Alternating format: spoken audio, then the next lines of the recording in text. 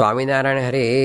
સંવત 1882 ફાગણવદી અષ્ટમીને દિવસ સ્વામી શ્રી સહજાનંદજી મહારાજ શ્રી અમદાવાદ મધ્યે શ્રી નરનારાયણના મંદિરથી ઉત્તર દિશે ધર્મશાળાને વિશે સાધુને જમાડતા હતા ને સુંદર શ્વેત રૂમાલ મસ્તક ઉપર બાંધ્યો હતો ને શ્વેત ખેસ પહેર્યો હતો ને ડાબા ખભા ઉપર ખેસ નાખીને કેડ બાંધી હતી ને કંઠને વિશે ગુલાબનો મોટો હાર વિરાજમાન હતો ને પછી પંક્તિમાં લાડુ ફેરવતા ફેરવતા શ્રીજી મહારાજે સર્વે સાધુને એમ વાર્તા કરી જે સાધુને સર્વે પ્રકારે ક્રોધ જીતવો.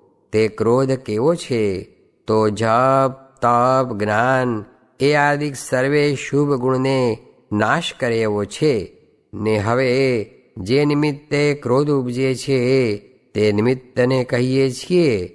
જે સાધુને માહોમાહી પ્રશ્ન ઉત્તર કરતા ક્રોધ ઉપજે તથા વાદ વિવાદ કરતા ક્રોધ ઉપજે તથા કોઈ પદાર્થ લેવા દેવામાં ક્રોધ ઉપજે તથા કોઈકને શિક્ષા કરતા હોઈએ ને ક્રોધ ઉપજે તથા પોતાની શુશ્રૂષાને વિશે રહેતો હોય જે સાધુ તેને પક્ષપાતે કરીને ક્રોધ ઉપજે તથા અપમાને કરીને ક્રોધ ઉપજે તથા ઈર્ષાએ કરીને ક્રોધ ઉપજે તથા આસન કરવાને વિશે ક્રોધ ઉપજે તથા ભગવાનની પ્રસાદી વહેંચવાને વિશે ન્યૂનાધિકપણું કરે ને ક્રોધ ઉપજે. એ પ્રકારે ક્રોધ ઉપજ્યાના નિમિત્ત ઘણા છે. માટે તે ક્રોધ જો મોટા સાધુને ઉપજે અથવા નાના સાધુને ઉપજે તો જેની ઉપર ક્રોધ ઉપજે તેને સાષ્ટાંગ દંડવત પ્રણામ કરવો અને ગદગદ હૃદય થઈને દીનતાએ નિષ્કપટપણે કરીને રૂડા રૂડા વચન બોલીને તેને પ્રસન્ન કરવો એમ અમારી આજ્ઞા છે. અને જો કોઈક સાધુ ઉપર દ્રોહ બુદ્ધિએ સંકલ્પ થાય તો નિષ્કપટ થઈને પોતાને મુખે તે સંકલ્પ કહેવો છે, હે મહારાજ, આ રીતનો બુઢો સંકલ્પ તમારી ઉપર થયો ને તે સંકલ્પનો જે દોષ તેની નિવૃત્તિને અર્થે હાથ જોડીને તેની પ્રાર્થના કરવી. અને જો સાધુને ગ્રહસ્થ હરિભક્ત ઉપર ક્રોધ ઉપજે તો તે સાધુ ગ્રહસ્થની વચને કરીને પ્રાર્થના કરે અને બેઠે થકે નમસ્કાર કરે પણ સાષ્ટાંગ દંડવત ન કરે. અને જે સાંખ્યયોગી બાઈઓ છે તેમને પણ જો પરસ્પર ક્રોધ ઉપજે તથા કર્મયોગી સ્ત્રીઓને વિશે ક્રોધ ઉપજે તો વચને કરીને પ્રાર્થના કરવી ને બેઠે થકે નમસ્કાર કરવો. અને સાંખ્યયોગી પુરુષ તથા સાધુ તેમની તો એક જ રીત છે. અને જેની ઉપર ક્રોધ ઉપજે તેને આપણા સ્વામીજી શ્રી નરનારાયણ તેનો ભક્ત જાણીને તત્કાળ માન મૂકીને નમસ્કાર કરવો ને પ્રાર્થના કરવી, પણ દેહ દ્રષ્ટિ ન રાખવી જે હું મોટો છું અને ઉત્તમ છું ને આ તો મોટો નથી ને નાનો છે, એવી રીતે દેહ દ્રષ્ટિ ન કરવી. ને આપણા ઈષ્ટદેવ જે શ્રી નરનારાયણ તે પણ ક્રોધ તથા માન નથી રાખતા. માટે તે શ્રી નરનારાયણના આશ્રિત એવા જે ઉદ્ધવ સંપ્રદાયના આપણ સર્વે તેમણે ક્રોધ તથા માન તેનો સર્વ પ્રકારે ત્યાગ કરવો. અને આજે અમે ક્રોધનું પ્રાયશ્ચિત કહ્યું છે તેને જે કરશે તેને ઉપર શ્રી નરનારાયણ પ્રસન્ન થશે ને તેનું અંતઃકરણ શુદ્ધ થશે ને તેના કામ ક્રોધ માન લોભ મદ મત્સર તે સર્વે નાશ પામી જશે. અને ક્રોધ ઉપન્યો ને જે આ પ્રાયશ્ચિત નહીં કરે તેને સર્પતુલ્ય જાણવો પણ તેને ભગવાનનો ભક્ત જાણવો નહીં. એવી રીતે શ્રીજી મહારાજે વાર્તા કરી તેને સાંભળીને સાધુ તથા સર્વ હરિભક્ત પુરુષ અને સ્ત્રીઓ પરમ આનંદ પામતા હવા ઇતિ વચનામૃતમ. એ રીતે અમદાવાદ પ્રકરણનું વધારાનું 8મું વચનામૃત જે તે થયું. આ લોકમાં ડાયો તો કોઈ પ્રભુ ભજતો નથી, ને જે ગાંડો થાય તે ભજે છે.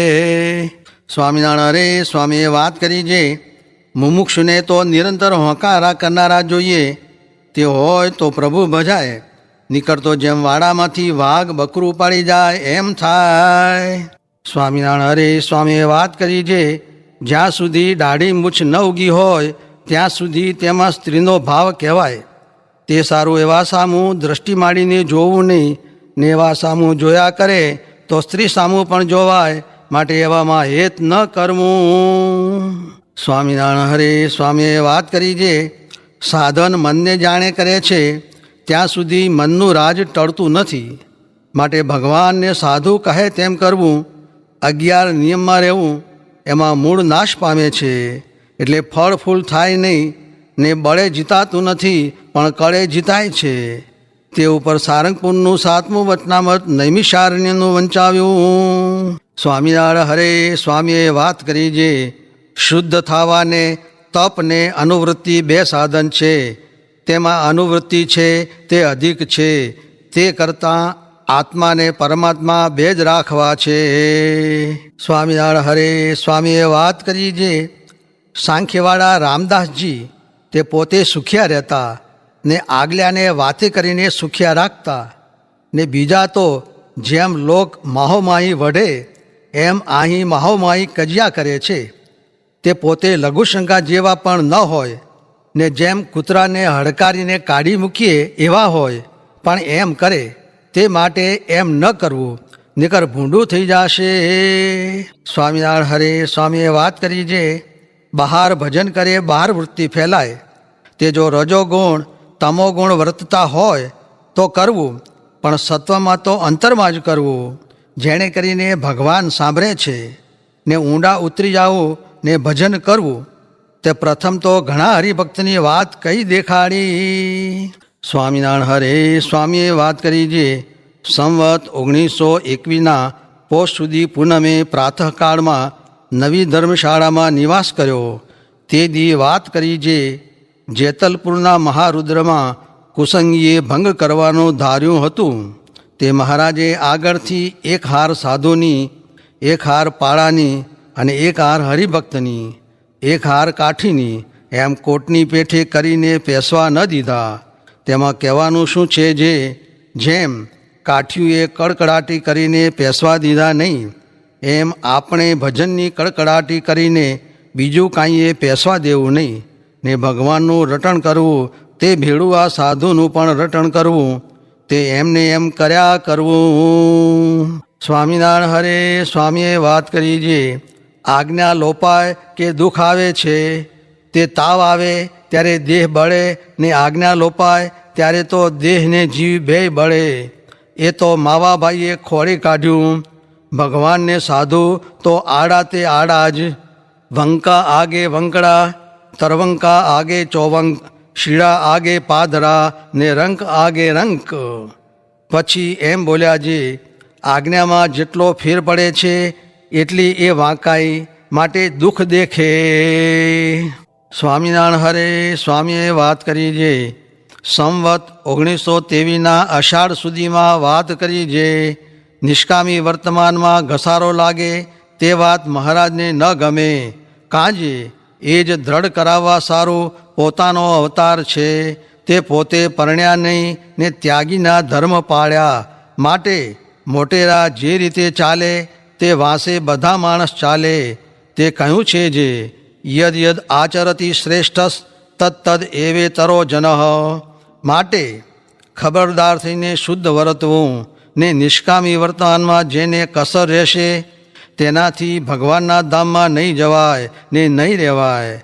ને મહારાજનો કુરાજીપો બહુ થાય. તે ઉપર દ્રષ્ટાંત જે, એક બાદશાહનું લશ્કર, લાખું માણસ તે લડવા ચડ્યા ત્યારે જે ભાગેડું હતા તેણે તો એમ વિચાર કર્યો છે, આટલા માણસમાં બાદશાહ કેને ઓળખે છે ને ક્યાં જાણે છે. એમ કહીને પાછળ રહ્યા ને શત્રુ સામા લડ્યા નહીં ને કેટલાક હતા તે આગળ થઈને શત્રુને હઠાવીને જીત્યા. પછી બાદશાહે વજીરને પૂછ્યું કે આમાં હવે પરીક્ષા લેવી જે કોણે જીત કરી. ત્યારે કહે ઠીક, ભરો કચેરી. પછી કહે પોશાક આપવો છે તે સૌ આવજો. એમ કહીને તેડાવ્યા ને કહે જે એનું તો એમ પારખું થશે જે આ લડ્યો છે ને આ નથી લડ્યો. તે જે લડ્યો હશે એ પાદરો આગળ થઈને કચેરીમાં સન્મુખ થશે ને ઓલો પાદરો બાદશાહ સામું જ નહીં જોઈ શકે ને નીચું ઘાલશે. તેમ જો આપણે 5 ઇન્દ્રિયોરૂપ શત્રુ સામા થઈને નહીં લડીએ તો ભગવાન સામું નહીં જોવાય ને ત્યાં જાશું તે પછી નીચું જોવું પડશે. માટે એ ભલા થઈને